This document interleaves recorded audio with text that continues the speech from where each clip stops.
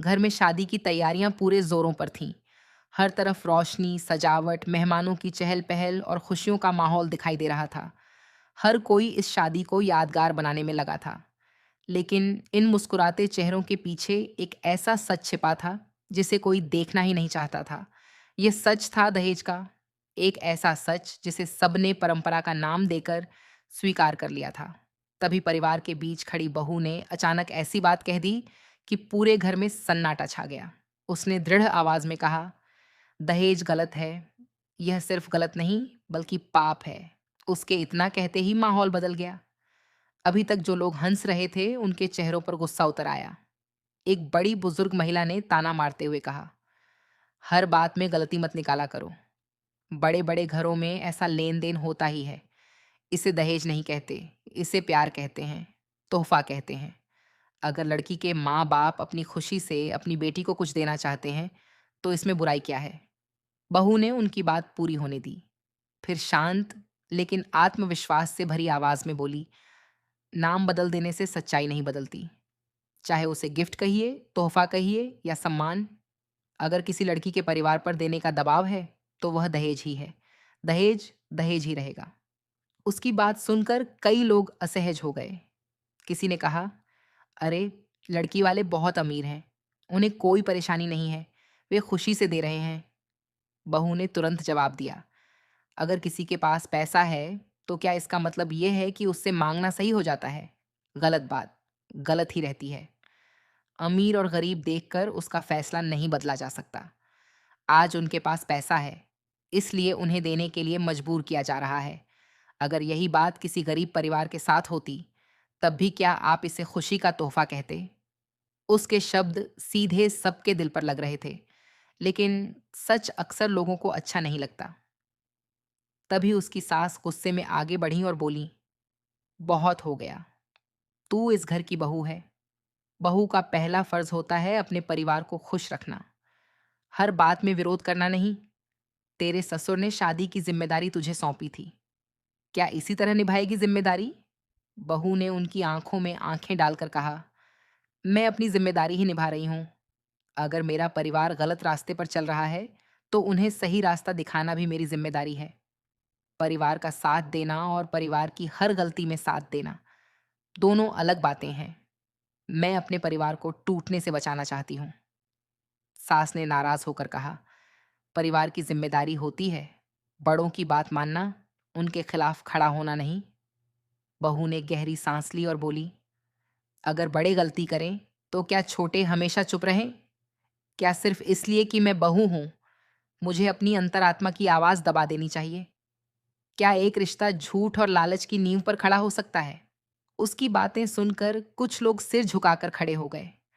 उन्हें पता था कि वह गलत नहीं कह रही थी, लेकिन सच का साथ देने की हिम्मत किसी में नहीं थी। तभी बहू ने आगे कहा, मैं शादी खराब नहीं कर रही हूँ। मैं इस शादी को बर्बाद होने से बचाने की कोशिश कर रही हूँ। शादी सिर्फ एक दिन का उत्सव नहीं होती, ये दो लोगों का जीवन भर का साथ होता है। अगर शुरुआत ही लालच से होगी, तो विश्वास कैसे बचेगा? आज अगर इस छोटी सी चिंगारी को नहीं बुझाया गया, तो यही चिंगारी कल ऐसी आग बनेगी जिसमें दो परिवार ही नहीं, दो जिंदगियां भी जल जाएंगी। उसकी बात सुनकर कुछ पल के लिए पूरा कमरा बिल्कुल शांत हो गया। किसी के पास उसका जवाब नहीं था। लेकिन तभी उसकी माँ धीरे धीरे उसके पास आई। उनकी आंखों में डर साफ दिखाई दे रहा था। उन्होंने धीमी आवाज में कहा, बेटी, हर सच हर जगह नहीं बोला जाता। कुछ बातें परिवार की इज्जत के लिए छिपानी पड़ती हैं। कोशिश कर कि राज और मेहरा को इस बात का कभी पता न चले। उनकी खुशियां बची रहेंगी। बहू ने माँ की तरफ देखा। उसकी आंखें नम थीं, लेकिन आवाज पहले से भी ज्यादा मजबूत थी। उसने कहा, माँ, झूठ कभी छिपता नहीं।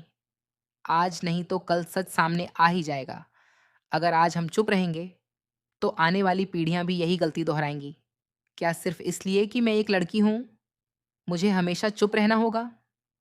माँ ने उसका हाथ पकड़ते हुए कहा, बेटी, कभी कभी चुप्पी ही रिश्ते बचा लेती है। बहू ने धीरे से अपना हाथ छुड़ाया और बोली, नहीं माँ, कई बार यही चुप्पी रिश्तों को अंदर ही अंदर खत्म कर देती है। बचपन में बेटी अपने माँ बाप की खुशी के लिए चुप रहती है। शादी के बाद ससुराल वालों की खुशी के लिए चुप रहती है। लेकिन कोई यह क्यों नहीं पूछता कि उस लड़की की अपनी खुशी क्या है? उसकी अपनी सोच, उसकी अपनी आवाज़, क्या उसकी कोई कीमत नहीं? उसके यह शब्द सुनकर कमरे में मौजूद हर व्यक्ति के चेहरे का रंग बदल गया। किसी के पास जवाब नहीं था। लेकिन तभी बाहर से किसी के तेज कदमों की आवाज़ सुनाई दी। दरवाज़ा खुला और अंदर आने वाले व्यक्ति को देखकर पूरे परिवार के होश उड़ गए। उस एक इंसान के आने से अब सिर्फ बहस नहीं, बल्कि पूरे परिवार का सबसे बड़ा राज खुलने वाला था। दरवाज़ा धीरे-धीरे खुला और पूरे कमरे में एक अजीब-सी खामोशी फैल गई। सबकी निगाहें उसी व्यक्ति पर टिक गईं, जो तेज़ कदमों से अंदर आ रहा था। उसके चेहरे पर घबराहट भी थी और गुस्सा भी। वह था नायरा का बड़ा भाई, आरव। उसके हाथ में एक फाइल थी और चेहरे पर ऐसा भाव मानो वह कोई ऐसा सच लेकर आया हो जो इस शादी की चमक को पल भर में राख बना सकता था। आरव ने कमरे में मौजूद हर व्यक्ति की ओर देखा। किसी की भी आंखों में वह अपनापन नहीं था जो कुछ देर पहले तक दिखाई दे रहा था। उसने एक गहरी सांस ली और बोला, मुझे लगता था कि यह रिश्ता दो परिवारों को जोड़ने वाला है, लेकिन यहाँ तो रिश्तों की कीमत पहले ही तय हो चुकी है। फर्क सिर्फ इतना है कि कोई इसे दहेज कह रहा है और कोई तोहफा। उसकी बात सुनते ही घर के बड़े लोग तिलमिला उठे। राज के चाचा गुस्से में बोले, जरा अपनी जुबान संभाल कर बात करो। हम इज्जतदार लोग हैं, किसी से कुछ मांगा नहीं है। जो भी हो रहा है अपनी खुशी से हो रहा है। आरव हल्का सा मुस्कुराया। वह मुस्कान खुशी की नहीं, बल्कि उस दर्द की थी जो लंबे समय से उसके भीतर दबा हुआ था। उसने धीरे से अपनी फाइल खोली और कुछ कागज सबके सामने रख दिए। अगर सब कुछ खुशी से हो रहा है, तो फिर ये क्या है? सबकी नजरें उन कागजों पर टिक गईं।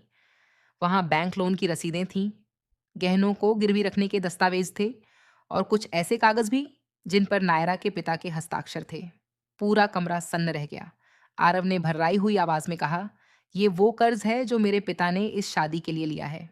ये वो गहने हैं जो मेरी माँ ने अपनी पूरी जिंदगी संभाल कर रखे थे, लेकिन आज उन्हें गिरवी रखना पड़ा। और आप कहते हैं कि सब कुछ खुशी से हो रहा है?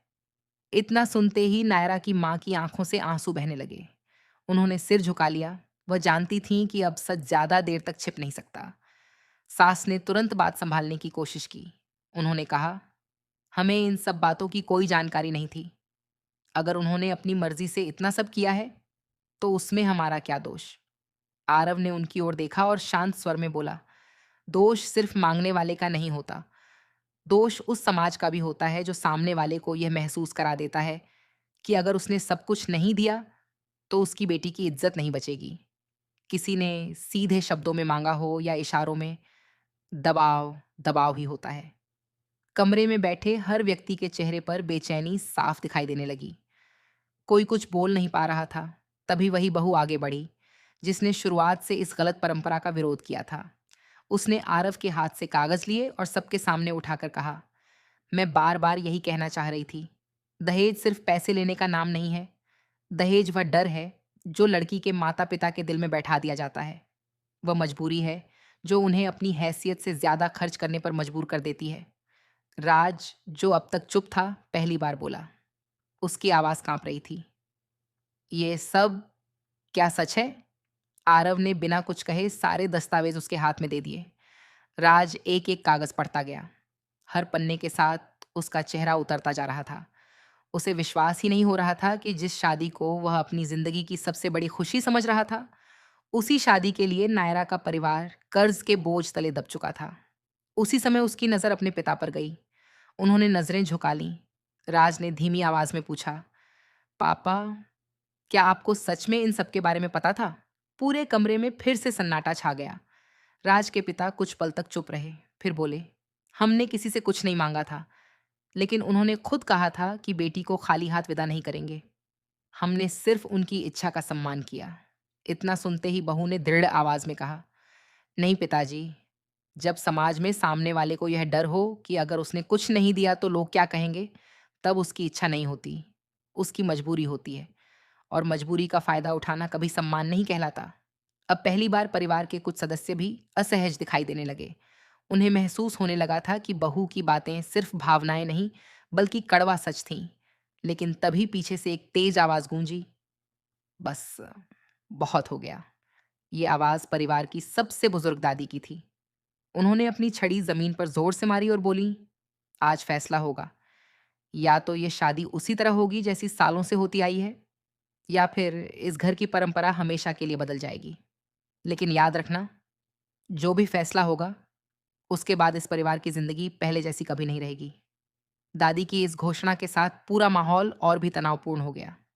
सभी की सांसें थम गईं, क्योंकि अब जो होने वाला था, वह सिर्फ एक शादी का नहीं, बल्कि पूरे परिवार की सोच का फैसला करने वाला था।